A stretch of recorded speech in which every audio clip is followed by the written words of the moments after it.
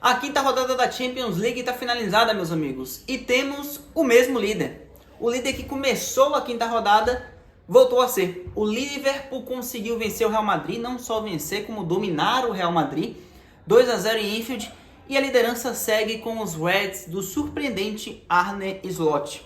Obviamente a gente vai falar desse jogo, mas também dar uns pitacos em todas as outras partidas para a gente analisar o que foi ou como está a tabela depois dessa quinta rodada. Vamos começar pelo jogo mais importante, que é esse Liverpool e Real Madrid, que foi um jogo que, além da sua intensidade, que sim, ela existiu, o jogo foi muito movimentado e muito intenso, mas o fato, se você analisa o jogo, é que mesmo com toda a intensidade, um time apenas jogou.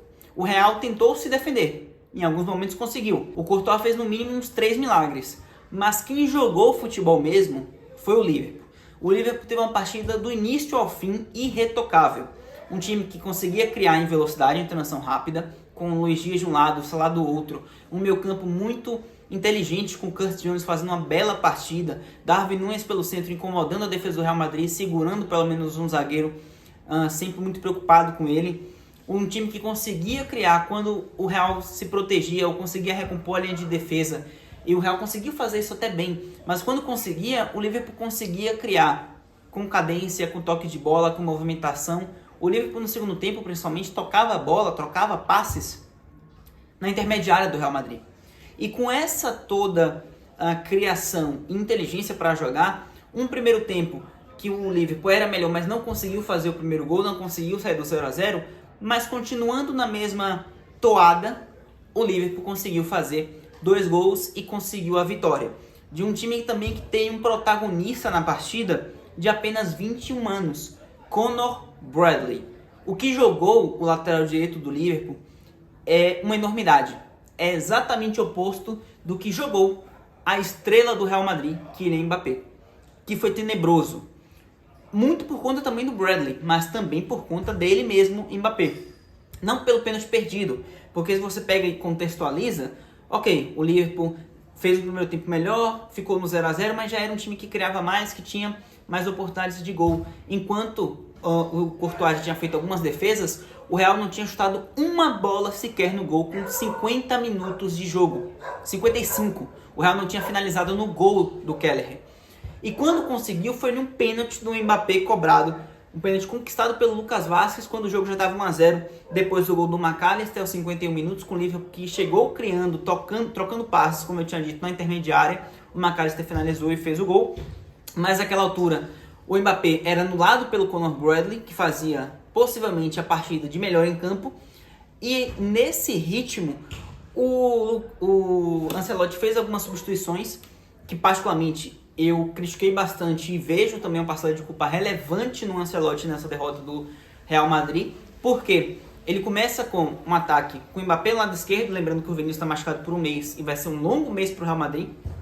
Mbappé no lado esquerdo, Brahim centralizado no ataque e Arda Güler na direita. Nenhum dos três jogou nada no primeiro tempo, principalmente o Mbappé, mas Arda Güler errando passes, Brahim quase sem encontrar jogo. E aí você tem um time que precisava da vitória, porque o Real Madrid precisava vencer esse jogo para se ter uma situação mais confortável e evitar uma crise na Champions, e ela veio. O Real precisava de gols e não tinha nenhum 9 na frente, não tinha uma figura central no ataque. O Brahim não conseguia ser esse cara. O Brahim nem incomodou o Van Dijk nem o Konaté em momento algum, porque ele não tem essa aptidão para estar na área.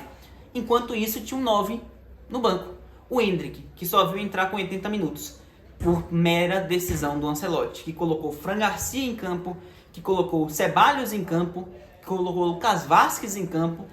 Ele tira o Arda Güler e coloca o Ceballos. Ele amplia o meio campo de um time que já estava perdendo, enquanto o Endrick continuava lá. E nesse ritmo, ainda assim conseguiu um pênalti conquistado pelo Lucas Vázquez. E quem vem cobrar? Kylian Mbappé.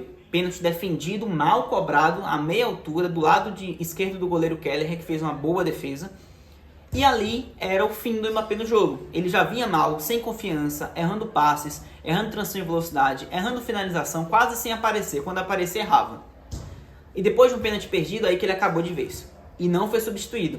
O Liverpool ganhou mais confiança, foi mais pra cima, conquistou um pênalti, dessa vez perdido pelo Salah. Mas isso não afetou o Liverpool, porque o Real não conseguiu se reencontrar no jogo, não conseguiu criar confiança com isso, e pouco depois o Gakpo subiu na área sozinho numa jogada de escanteio curto, veio o cruzamento e ele sobe na área praticamente sem ninguém para atrapalhar, para cabecear e fazer o segundo gol do jogo. Vitória do Liverpool mais do que merecida, um time que dominou as ações, que teve mais do que o dobro de finalizações do Real Madrid e que merecia até mais. O Courtois fez uma defesa num cabeceio se não me engano, é do Conor Bradley, cara, que ele faz uma defesa no canto baixo dele, que é absurda, mais algumas duas boas intervenções, e o Liverpool fez um jogo para golear o Real. Só não conseguiu porque o Courtois foi bem e porque o Mendy, pelo menos o Mendy, foi bem defensivamente contra o Salah no primeiro tempo. Mas no todo, o Liverpool apresentando um futebol de altíssimo nível, mais líder do que nunca, e um líder completamente justo. Um dos únicos 3 invictos no caso, junto ao Atalanta, Inter de Milão. O Mônaco perdeu a invencibilidade dele, então só temos 3 invictos agora. Inter, Atalanta e Liverpool. Mas só um tem 100% de aproveitamento, tem 5 vitórias. E esse um é o Liverpool do Arne Slot. 4 meses de trabalho, líder da Premier League com 8 pontos à frente do City. Tem jogo contra o City no final de semana, podendo chegar a 11 de diferença na liderança. E líder da Champions com 5 jogos, 5 vitórias, 12 gols marcados e 1 gol sofrido. Segunda melhor defesa, atrás apenas da Inter de Milão, que não sofreu nenhum gol. É um baita time e já é um time que deve ser extremamente considerado para um título de Champions. Vamos falar agora do próximo jogo que a gente tem para citar. Uma das duas viradas, cara, porque as viradas me chamaram a atenção. De um lado a gente teve o Mônaco, que era um dos únicos invictos, perdendo para o Benfica de virada. O Mônaco abre 1-0 com o Mensergi, sofre empate do Pavlidis, faz o segundo gol com 1 a menos. O Singo tinha sido expulso. O Magassa faz o 2-1, mas essa expulsão custou caro. O Mônaco cansou, evidentemente, e sofreu uma virada para 3-2 com gols do Arthur Cabral e do Zequinha Duni. O Mônaco perde essa invencibilidade que ele tinha e uma grande chance de se aproximar muito do G8, né? De finalizar no G8, porque o Mônaco vencendo iria 13 pontos, ficaria em terceiro à frente do Barcelona e faltando 3 jogos ele estaria com a margem de pontos muito boa para buscar um G8. Perdeu, viu o Benfica se salvar, se recuperar na tabela. O Benfica o Benfica tá na 14ª posição, bem melhor do que já esteve, inclusive à frente de Atlético de Madrid, à frente de Milan, à frente de City e do próprio Real Madrid. Real esse que tem apenas 6 pontos, tá? O Real tá numa situação que, se não abrir o olho, cara, é bizarro pensar isso, mas se o Real não abrir o olho, ele pode ficar de fora da fase final da Champions, nem ir pro playoff. Pegar a Atalanta fora de casa na próxima rodada, que é um dos únicos 3 invictos, lembrando. Mas o Mônaco perdeu uma baita oportunidade, o Benfica respirou. A outra virada que a gente tem para citar, PSV e Shakhtar. O Shakhtar abriu 2-0, mas o PSV, nos minutos finais, ele conseguiu buscar 3 gols, 2 do Malik Tillman, 1 do Ricardo Pepe. A partir dos 87 minutos começou a virada do PSV, 87, 90, 95, depois da expulsão do Pedrinho, né? Aos 69 minutos, Pedrinho foi expulso pelo lado do Shakhtar, e aí a situação do Shakhtar complicou bastante, que não resistiu a uma pressão de 35 chutes e 18 no gol do PSV. 70% de posse, 18 finalizações certas no gol. É uma vitória mais do que merecida do PSV.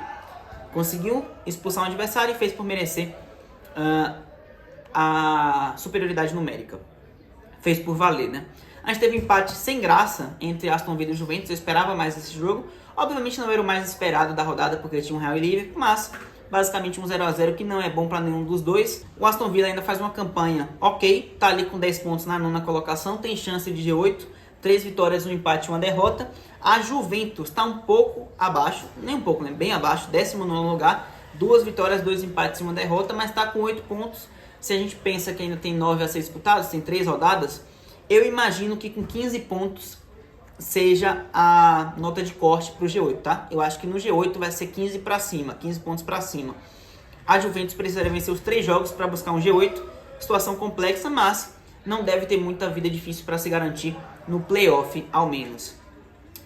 O Dortmund, passa o trator para cima do Dinamo de Zagreb, fez mais do que sua obrigação, né? Binoy Gittens, BC Baene e Guirassy fizeram os 3 gols do time alemão, que jogou o suficiente para chegar à 4ª colocação e somar 12 pontos. Tem 4 vitórias e 1 derrota, uma derrota que é para o Real Madrid, naquele jogo que o Sain matou o time e fez o Real virar. Quem fez o Real Madrid virar foi o Nurien Sahin. Agora ele não sofreu riscos. 4º lugar e um Dortmund muito próximo de uma classificação no G8. Se a gente para pensar, eu acredito que Liverpool, Inter de Milão, Barcelona e Borussia Dortmund já estarão no G8, tá? Não necessariamente entre as 4 primeiras posições, mas no G8 eu acho que esses times já estão. Todos têm mais do que 12 pontos, faltam 3 rodadas. Eu acho que os 4 conseguem classificação, tá? Desse G8, esses 4 eu acho que já estão lá. E uma vitória do Dortmund que foi super importante para isso. A gente tem mais outros 2 jogos para citar, né? A gente pode falar rapidamente do Estrela Vermelha que goleou o Stuttgart por 5-1 e o Stuttgart que vence a Juventus, dá trabalho para o Real Madrid e sofre um 5-1 para o Estrela Vermelha de virada. Eu assisti o jogo e assim, o Estrela Vermelha foi muito cirúrgico. Sofreu 1-0 do Demirovic logo no início, aos 5 minutos. O Stuttgart começou pressionando, parecendo que estava jogando em casa. O Estrela Vermelha foi cadenciando, foi se encontrando em campo e começou a atacar com muita assertividade, fazendo 5 gols e fazendo muito justo e muito por merecer a vitória. Um placar completamente que mostra o que foi o jogo. O Estrela Vermelha foi muito superior a um decepcionante Stuttgart. O Lille venceu o Bolonha por 2-1, com gols do Nigalio Mukau aos 44 aos 66. Um Bolonha que obviamente não vai brigar por muita coisa nessa Champions, já está lá basicamente na 33ª posição com 1 ponto apenas, não deve nem buscar classificação no playoff mais a essa altura do campeonato. O Lille caminha para buscar pelo menos o playoff, somando seus 10 pontos na 12ª colocação, e falta Celtic e Bruges, né? O Celtic empatou em 1-1 com o Clube Bruges, perdeu uma baita oportunidade e ambos vão ficando ali. O Celtic está na 20ª e o Bruges na 22ª. Não foi bom para ninguém e os dois ainda sonham, quem sabe, com uma vaga no playoffs, mas eu acho que um dos dois fica pelo menos de fora. No fim, cara, o que a gente pode falar aqui é uma surpresa o líder, o Liverpool, que apesar de ser surpresa, é o time que mais joga nessa Champions, que jogou o melhor futebol até aqui, é o time que, apesar de surpreendente estar nessa posição, é o time que mais merece estar nessa posição. Vejo Liverpool, Inter, Barcelona e Borussia Dortmund já classificados no G8, não necessariamente nessa posição, mas acho que os 4 vão passar, até pelos confrontos que tem. Vejo que no mínimo eles vencem pelo menos mais um jogo ou 2 cada, então acho que eles não saem mais. Uma briga muito intensa pelas outras 4 posições, assim, tem Leverkusen, tem Atalanta, tem Arsenal, tem Mônaco, tem Aston Villa, Sport. Essa briga da 5ª posição até até Juventus eu acho que pode conseguir, até o 19º. Quem tem 8 para cima não conta o Celtic, porque o Celtic assim não vai conseguir. Mas Benfica, Bayern, Atlético de Madrid, Milan, City, Juventus, o próprio Brest, o Sporting, todo mundo tem essa chance de, quem sabe, galgar ali uma vaga nesse G8. E assim, Real Madrid, PSG e talvez a própria Juventus, talvez a Juventus com 8 pontos, esses times brigar para se garantir no playoff, tá? Porque, honestamente, não vejo nenhum mais deles com chance de G8. O Real, inclusive, tem 6 pontos, a Juventus tem 8, o Real tem 6 e o Paris Saint-Germain tem 4. Real em 24º, Paris Saint-Germain primeiro fora da zona de classificação com 4 pontos em 25º. Esses 3 times, cara, principalmente Real e PSV, surpreendentemente o Real Madrid, eu acho que não vai mais no G8. É brigar para se garantir no playoff, surpreendentemente. Mas o Ancelotti disse na entrevista coletiva que o Real tá jogando como ele queria. E que gostou do jogo que fez contra o Liverpool porque competiu bem. Imagina se competisse mal. Vamos ficando por aqui, até a próxima. Final de semana tem Liverpool e City na Premier League, a gente vai fazer vídeo sobre. Aguardo vocês por aqui novamente. Se gostou do vídeo, se inscreve, se está chegando por aqui agora. Valeu, tamo junto, tchau.